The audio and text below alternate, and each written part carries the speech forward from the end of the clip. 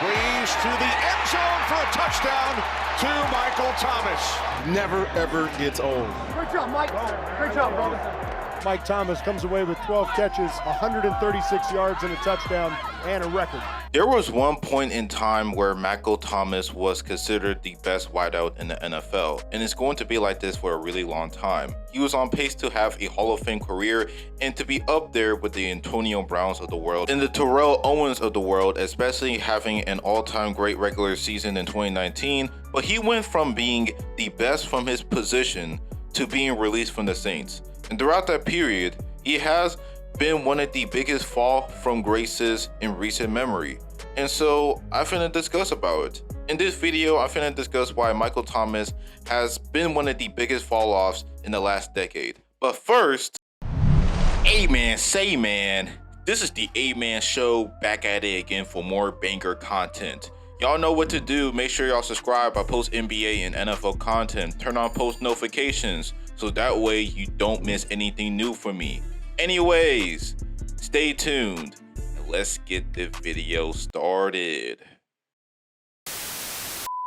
Thomas, before he came into the league, he was a really good receiver for Ohio State and was a part of that championship winning team back in 2014. He wasn't touted as a high-level prospect going into the draft despite having the size, athleticism, let alone upside to be a great receiver in the NFL. And being the nephew of the former #1 overall pick, now analyst in Keyshawn Johnson, nepotism played a part as well.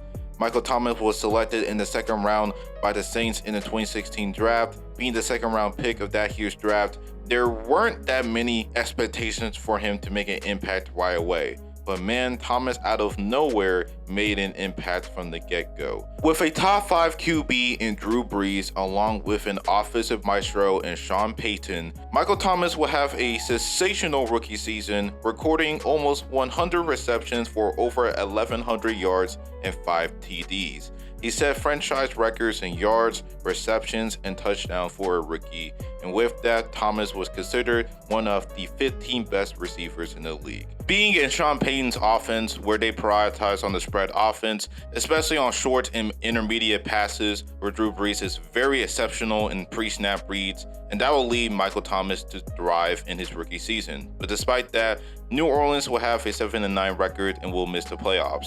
The very next season is when Michael Thomas will continue to get better. He started to get more involved in the offense and improve even more. In 2017, Thomas will have over 100 receptions while recording over 1,200 yards and 5 TDs. In just 2 seasons alone, he had the most receptions in that stretch in NFL history, surpassing Jarvis Landry. He has made his first ever Pro Bowl, and he is slowly ascending up in the rankings, and it seems as a team improved to 11 wins and made the playoffs. Thomas had a superb performance in his first ever playoff game against the divisional rival in the Panthers. They will defeat the Panthers, but they will lose in a heartbreaking clutch TD against the Vikings. Now in the 2018 season, Thomas will improve even more and will be among the conversation for the best receiver in the league. He will record 125 receptions for over 1,400 yards and 9 TDs, and he will be selected to not only his second straight Pro Bowl, but his first ever All-Pro first team selection. He has broken more records, especially for this Saints franchise, including a career game where he had 12 catches for 211 receiving yards against the Rams, who were undefeated by that time. During that 2018 season, the Saints won 13 games and tied with the Rams with the best record in the NFL. They will make it all the way to the conference championship against the Rams at their home floor, and it was a close game. Of course, the Rams got away with the missed pass interference call, but not many people know that Thomas had a poor performance in this pivotal game, and had he played better in that game, the Saints would have absolutely beaten the Rams as well as the Patriots to win it all that year. But unfortunately, that did not happen. Aside from that loss, Thomas more than proved why he is among the top 3 receivers in the game and he was a free agent in the 2019 offseason. The Saints signed him to a 5-year, $100 million deal, which makes him the highest paid receiver in the NFL during that time. Since he got signed, Michael Thomas reached a level that is among the greats in NFL history. This is when Thomas is damn near unstoppable in the short and middle of the field. Thomas set an NFL record 149 receptions, which is still standing as of right now, along with over 1,700 yards and 9 TDs. He also led the league in yards per game with 108 per game. He will not only make it to his second straight first-team All-Pro team, but he will win Offensive Player of the Year in the same season. Thomas simply had one of the greatest wideout seasons of all time, and that season had eclipsed him as the best player at his position, and in fact among the 5 best players in the NFL. For a guy that was in his early years of his prime, it was an absolute certainty that this man is going to have an Hall of Fame career based on how much he has improved every year in the contract that he was given. You can make the argument that he was underpaid because of how incredible he was that season. The Saints once again had a 13-win season, but they will lose in a wildcard game against the Vikings led by Kirk Cousins of all people. Now, going into the 2020 season, there was no training camp nor preseason due to the COVID outbreak, and this season was really the beginning of the downfall for Michael Thomas. He will deal with injuries such as a high ankle sprain that will keep him out until week 9, along with certain incidents with the team. Once he came back, he had his first 100-yard game of the season, but in the same game, the same ankle will bother him to the point that he will be placed in injury reserve for the following week. Thomas will only play 7 games that year, and within that stretch, he will only record 34 receptions for over 400 yards and 4 TDs. The Saints will have another 10-plus win season and even got to the divisional round before getting beat by the Brady-led Bucks. Thomas will have another abysmal playoff performance in the game, and his ankle issues require surgery going into the offseason. He will miss the entire year due to an ankle injury in 2021, and the next 2 seasons he will deal with nagging ankle issues that will lead to him being in and out of games. In the 2022 season specifically, he will only play for 3 games total, and then in the following season he will only play 10 games, but he doesn't have the same burst of speed nor quickness nor the route running that he used to.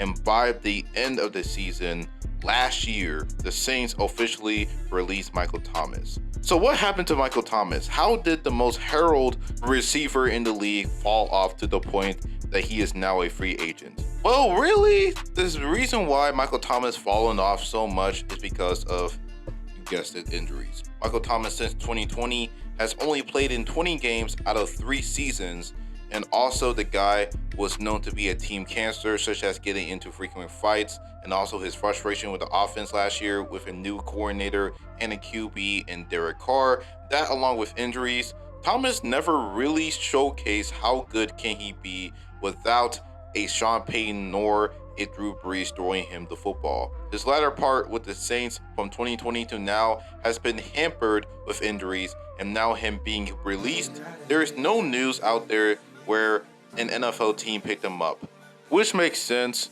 You're talking about a guy who is 31 years old with buckled up ankles, had multiple surgeries on the same ankle within those 3 years, and given how he wasn't the same guy when he played for a couple of games last year, it's unlikely that this guy will come back to the same form he was back in 2019. If any team picks him up, in which they should, I really see him nothing more than a role guy on an NFL team.